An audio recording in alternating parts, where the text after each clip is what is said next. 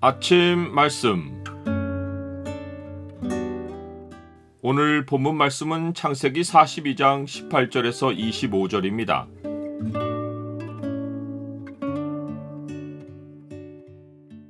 주의 마음을 품고 형제를 긍휼히 여기라.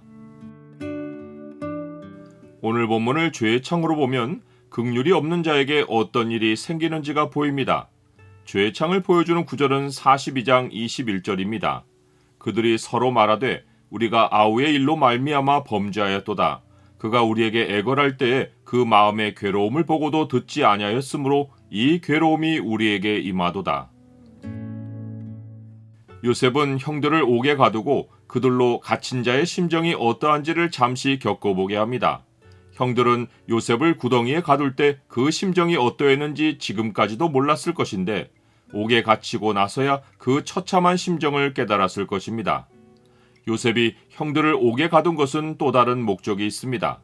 그것은 그들로 갇힌 중에 소망을 오직 여호와 하나님께 두게 해주려 한 것입니다. 그들은 아브라함의 후손이요 언약 백성이기에 여호와 하나님에 대한 신앙이 그들 삶의 생명입니다.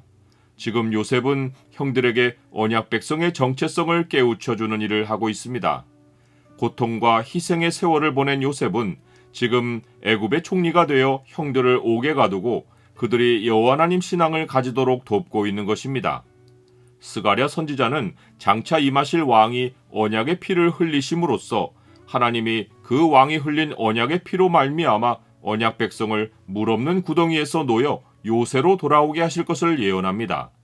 그 장차 임하실 왕의 예표가 바로 요셉입니다. 너로 말할진대 네 언약의 피로 말미암아 내가 네 갇힌 자들을 물 없는 구덩이에서 놓았나니 갇혀 있으나 소망을 품은 자들아 너희는 요새로 돌아올지니라. 내가 오늘도 이르노라. 내가 네게 갑절이나 갚을 것이라. 나중에 요셉이 형들에게 한 말을 보면 요셉이 스가랴가 예언한 바 그 왕의 예표였다는 것을 명백히 확인할 수 있습니다. 당신들이 나를 이곳에 팔았다고 해서 근심하지 마소서, 한탄하지 마소서. 하나님이 생명을 구원하시려고 나를 당신들보다 먼저 보내셨나이다. 형들을 사흘 동안 옥에 가두어서 갇힌 자의 심정을 겪게 한 후 요셉은 그들을 불러내고는 나는 하나님을 경외한다 라고 알려줍니다. 이 말은 형들에게 분명 소망을 일으켰을 것입니다.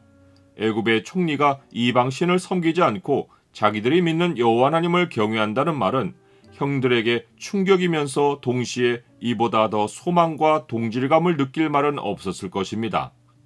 요셉이 형들에게 자기가 하나님을 경외한다고 밝힌 이유는 자기가 하는 말이 두려우신 하나님 앞에서 진실하다는 것을 증명하기 위해서이고 그러하기에 그들도 그 두려우신 하나님 앞에서 자기에게 진실하게 행하라고 요구하기 위해서입니다. 이제 요셉은 형들에게 생명을 보존할 길을 이런 말로 알려줍니다.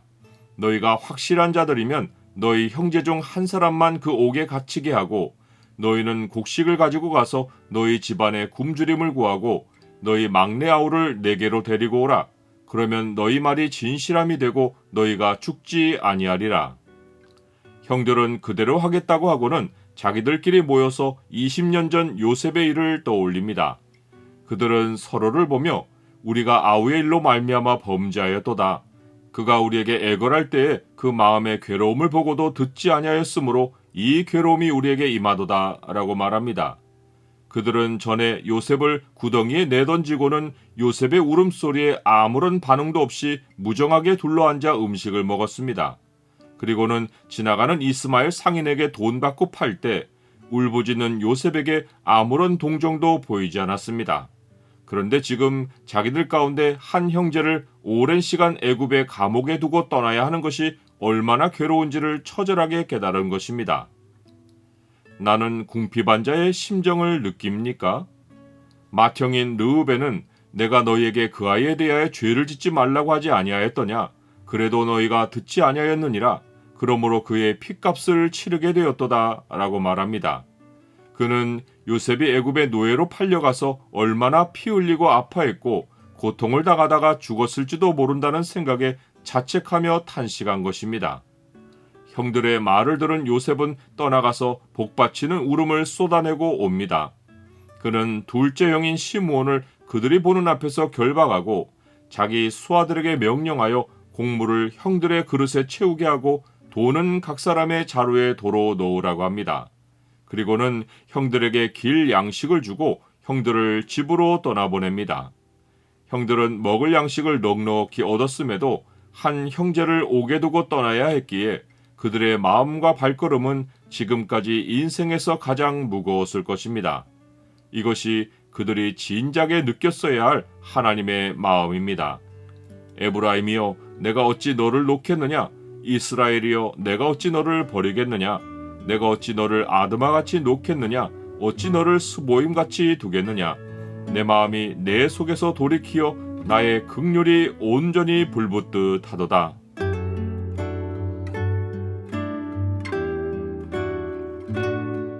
주님, 제게 성령을 주셔서 죄를 슬퍼하고 의를 기뻐하는 심정을 가지게 해주셔서 감사합니다.